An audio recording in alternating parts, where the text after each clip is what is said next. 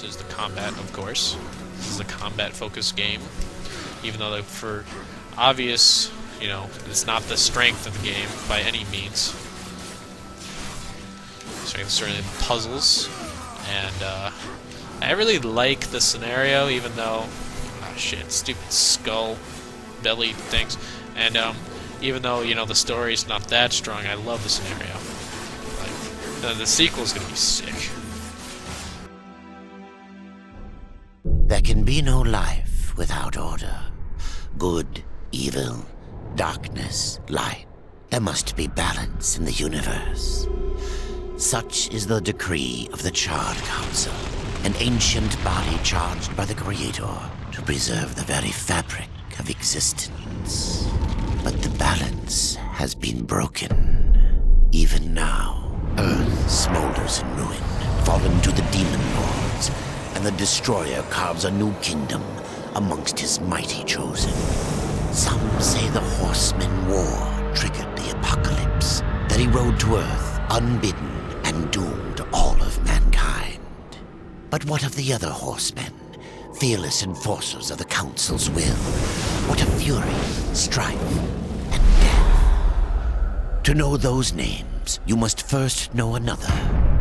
Nephilim, cursed union of angel and demon. The Nephilim have countless realms to sword and burned them to ash. But 4 amongst them grew weary of the slaughter and feared their conquest would imperil the balance. And so a truce was made. The 4 would serve the Council in exchange for unimaginable power. Thus were the dreaded horsemen formed, and the riders' first task was to purge their own brethren from creation, to annihilate the Nephilim and destroy their souls. Let us now cast our gaze to one amongst the 4, not War, who lies chained at the Council's feet, professing his innocence, but one who would save his brother above all else. He has many names: Kinslayer, Executioner, Death.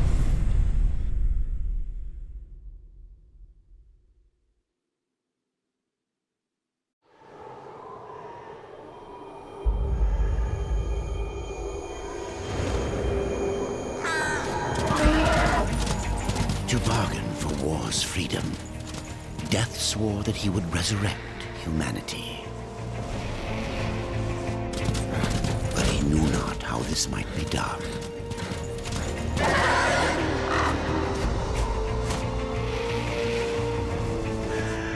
And so Death rode forth into the icy veil to find the Keeper of Secrets.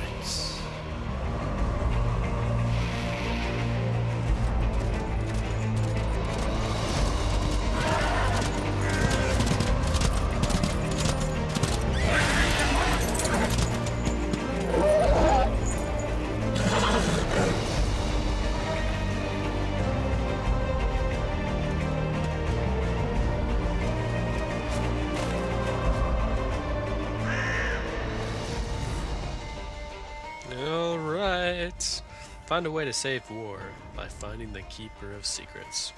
Hey everybody, it's Kuddlesnot, and first off I apologize for the quality of my microphone. It will improve, just for, at the moment, it's the best I can do, but when I get back to my normal recording setup, it will be better. So, this is the first episode of the 100% apocalyptic slash nightmare slash who the hell knows. Right now it's on apocalyptic. I'm gonna have to figure out how to do a second run through, because you do need that to get all achievements. And since this is a 100% perfect walkthrough, that means that we have to get all achievements, all collectibles, most everything, and that means all artifacts, all Book of the Dead pages, all Soul Arbiter Scrolls, all Stonebites, every single thing, all side quests, everything. So it's gonna be a doozy, but we can do it. So let's do this thing.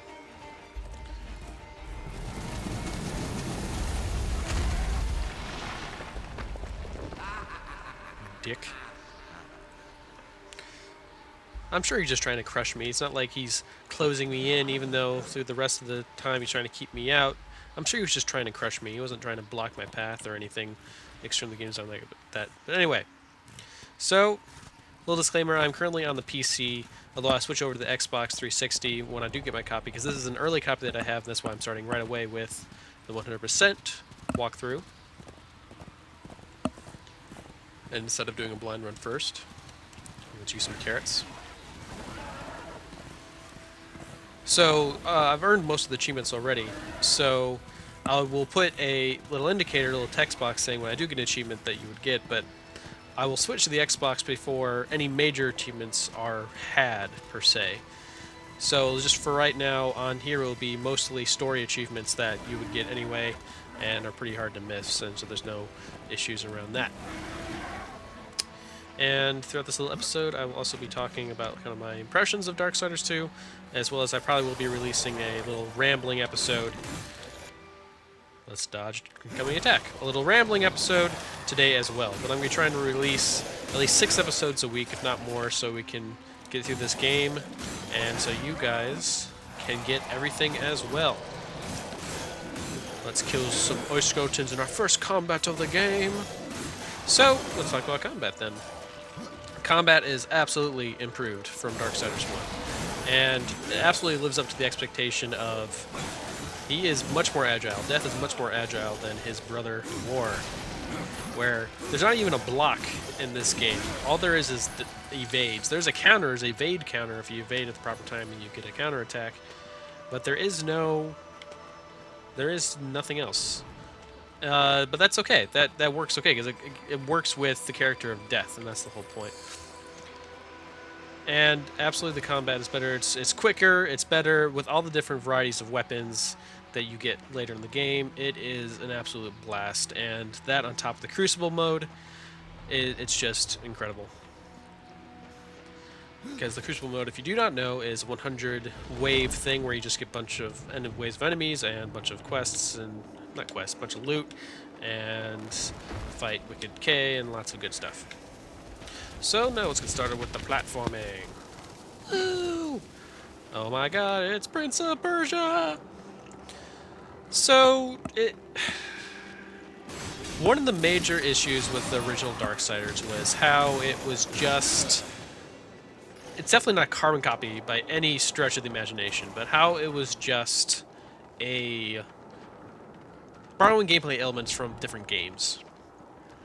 And this Darksiders 2 also suffers the same fate, but I would argue that it's definitely making it a stand and standing on its own now, especially with Darksiders 2 and Darksiders 1 out.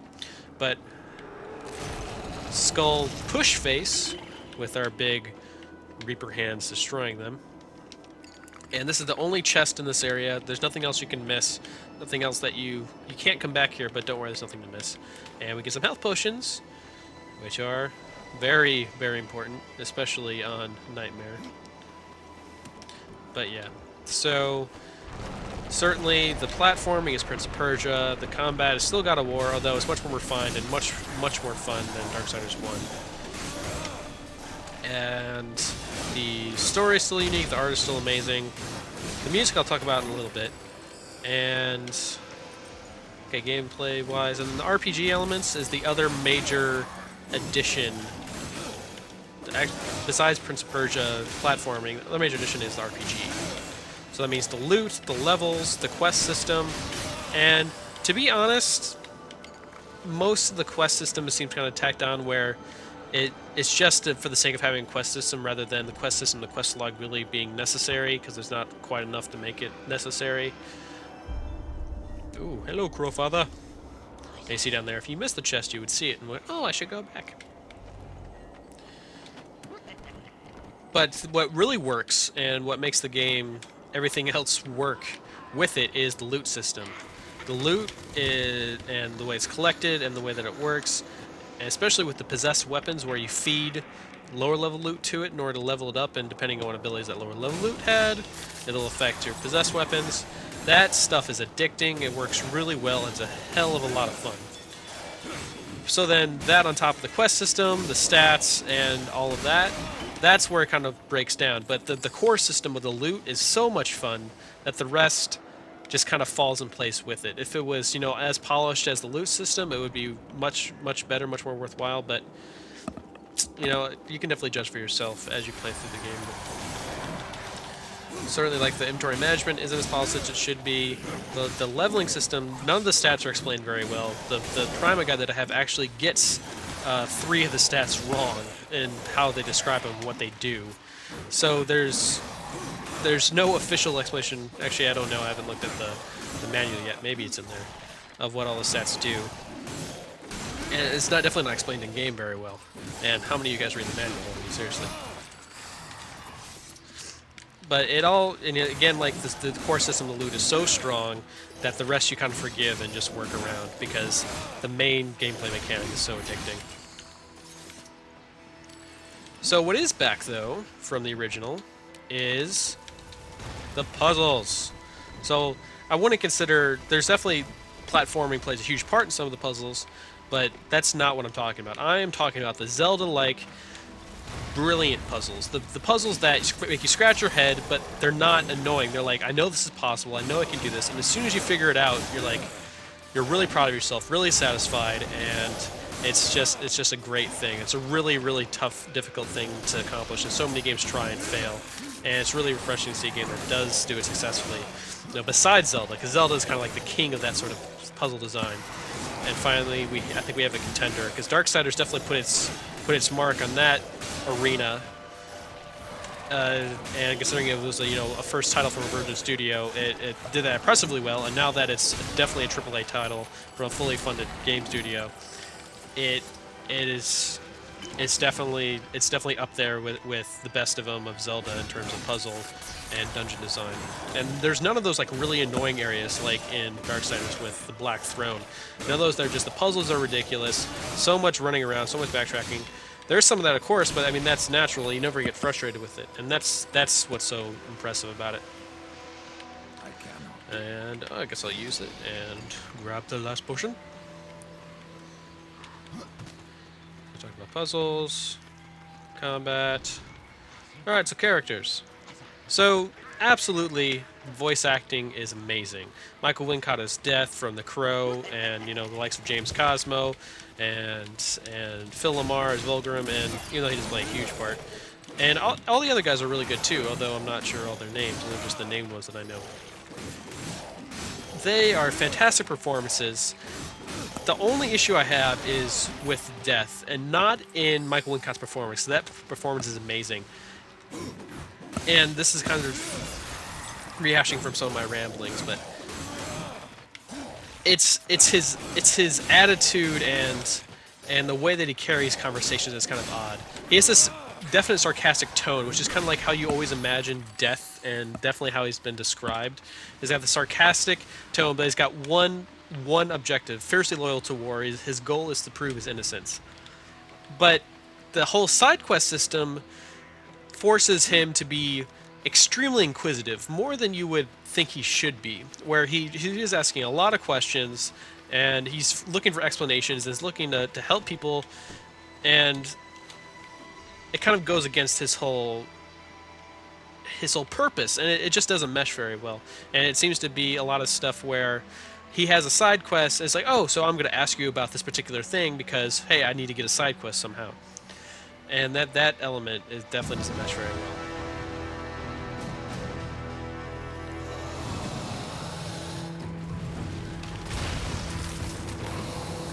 And now for our first mini-boss, the Ice Giant. Yummy, yummy, yummy. So this sucker's pretty easy, and it's definitely a good introduction to the whole game. So, like I said, we're playing on Apocalyptic right now. And there's a couple of achievements that require New Game Plus, and then I think a couple that require Nightmare. So I will be recording it, but probably in a more less extreme, more streamlined fashion, where it's just like some of the more difficult fights and stuff like that. But for this first run through on Apocalyptic, we are going to get absolutely everything that we can, including all of the achievements that we can, all the collectibles we can. And I think there's some things you can only, like I said, there's some things you can only get in the second playthroughs. So in terms of game time, I haven't beaten it yet, but I'm about 95% of the way through, according to like the guide that I'm looking at. and I'm about 20-something hours in, and I'm definitely... I say I've only done about half of the side quests, and definitely not all the collectibles. But a full game run, I would say maybe would take 28, 30 hours. That, plus the Crucible and multiple playthroughs, the new game plus a Nightmare mode. And the combat, again, is so solid. It makes... You'll easily be spending, if you enjoy the game as much as I do, you'll easily be spending 80 plus hours playing this, and you won't bat an eye. It's just, you'll have a hell of a lot of fun doing it.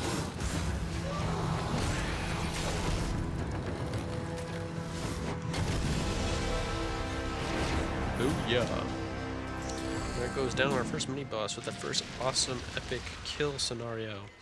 Woo! Really weird woo!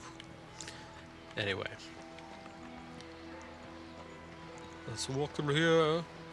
Do some more Prince of Persia. I mean, it's a ring, guys. I mean, from Prince of Persia, the cell shaded one, not the original one.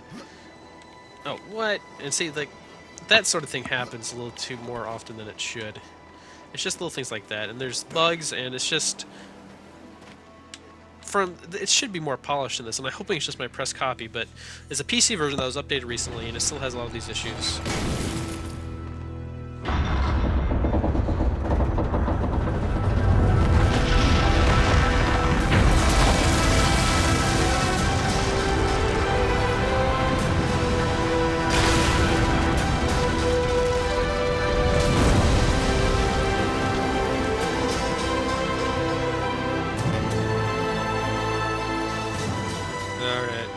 So I'll shut up so you can listen to that music. I'll talk about bugs in a second. So that'll segue me into the music, and we'll talk about bugs again in a second. The music is awesome. So it's by Jesper Kide. I don't know how to pronounce it. You can tell me, and I don't feel like looking it up.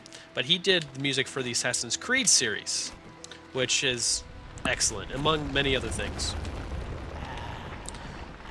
He's destroying his own lair just to stop me. Damn. I must be badass. So he's done amazing music. He does an amazing job here. So initially, this is the first stuff that you hear. That sort of like cinematic, I won't say over the top, but cinematic feeling music. Which, if you remember from Darksiders, there was nothing really like that. There was never any moments like that. And that's definitely an improvement. But it kind of took me off guard and kind of when me thinking, uh-oh, maybe this music isn't going to mesh well with the series, mesh well with the world.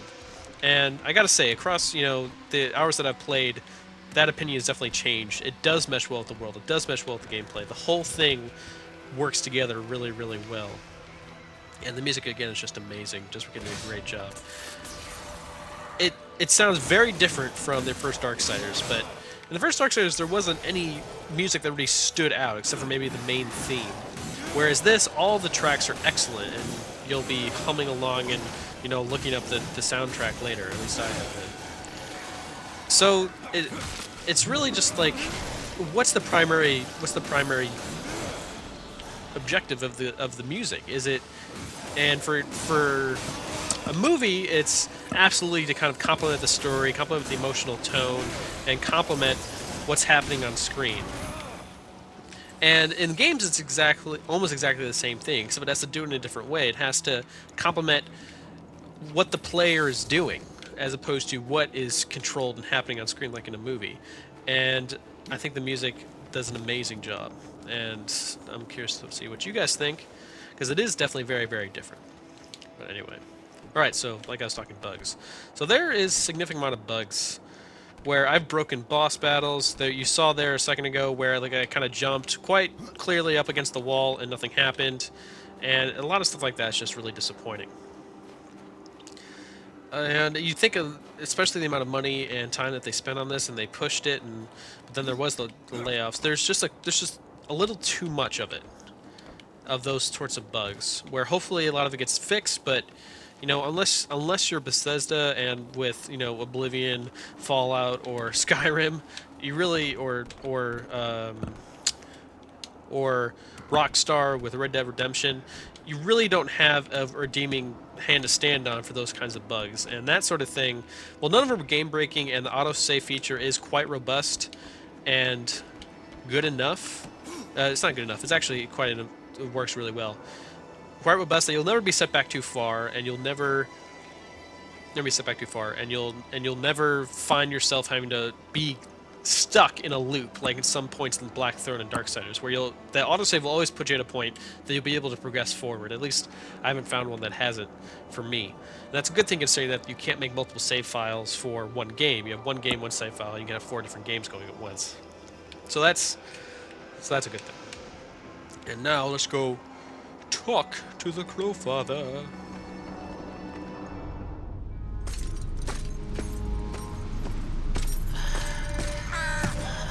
Voices. Always voices. Torment without end. Keeper of secrets, I need your help. I helped you once before, horseman. Look at me now. How I cursed that day. How I curse you. Careful, Crowfather. I'm not here to put you out of your misery. Not yet. I know why you've come. Your brother, the one called War, he's been imprisoned by the Charred Council and awaits their judgment. For dooming the Earth. For mankind's extinction. Why should I care about your brother's fate? Because you know the truth. Your secrets can save him. The Council will condemn War. Strip him of power, let him rot in oblivion. To hide the truth. My secrets cannot prove his innocence, horseman. No, but they can help me to erase the crime. Bring mankind back from extinction. Madness. If it's madness, then who better to show me the way? Should a way exist, you will find it here. The Tree of Life. Let me pass. Not yet. That which you gave me, you will take it back. In exchange for its secrets, you agreed to keep the amulet. No. The voices, they curse and threaten without end. They cry to return. You must destroy it! I cannot. You annihilated their flesh. Why do you guard their souls? Open the portal. You will not pass while I live. So be it.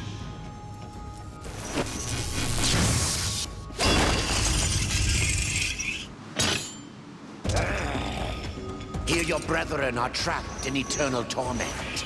Do you wish to join them? And what of War? Would you kill your brother to save your precious balance? He is innocent. Are you so certain?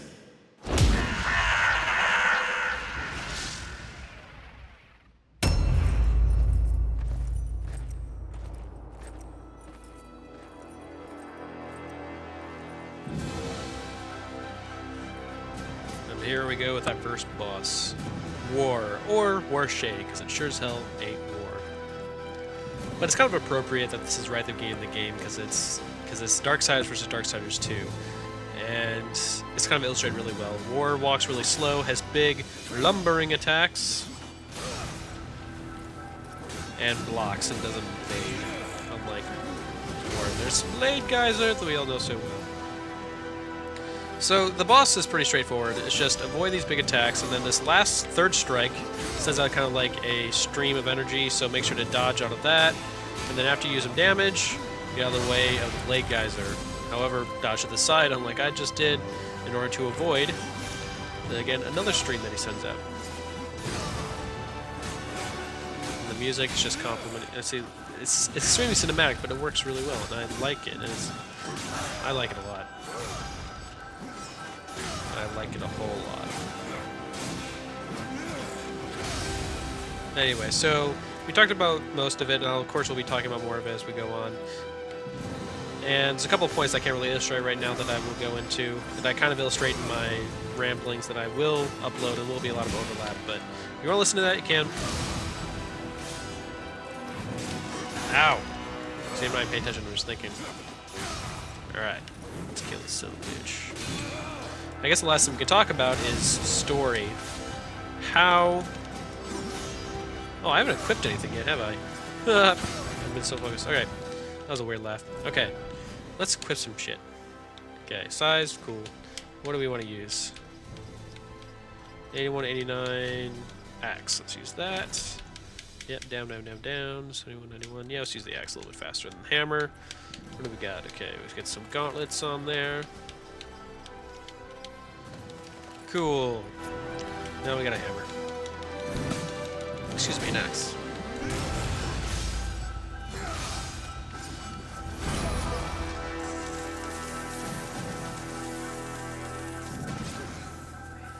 And that is, at least in the 95% of the game that I played so far, the only QuickTime event in the whole goddamn game. So I was kind of worried when I saw that. I was like, oh, there's going to be more of these things. But there ain't, so don't worry about it.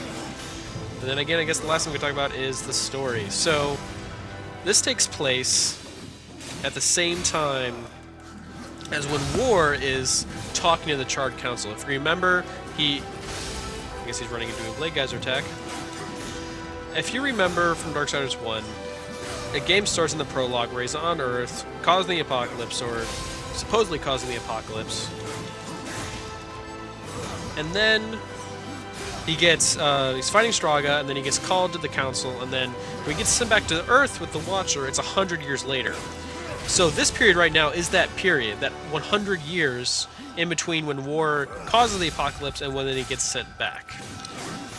And then I'm not sure how it all gets played through at the end, but that is the current moment right now. He's in front of the Charred Council, taking 100 years or whatever in order to, you know, profess his innocence, and then requesting to go back and prove his innocence. It's not taking place while he is on Earth, because you actually go back to Earth before War goes there. So let's finish off this bad boy.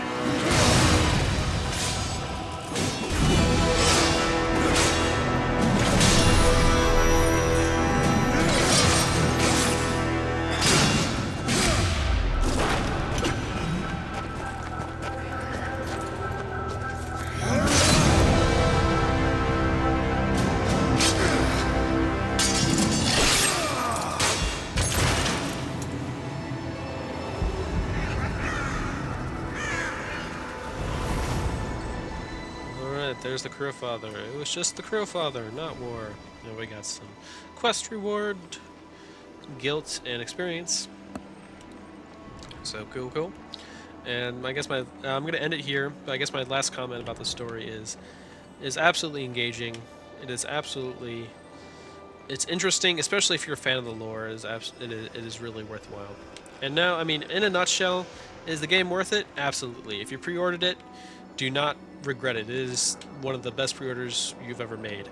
If you're a fan of Darksiders and we're kind of holding off to see how the sequel went, definitely worth it. Pick it up right now. Go and buy it full price. Now, if you're looking for a good action-adventure game, then, you know, maybe play the demo of Darksiders. If you kind of like that, if you like the style, then absolutely pick up Darksiders 2. You will definitely enjoy it.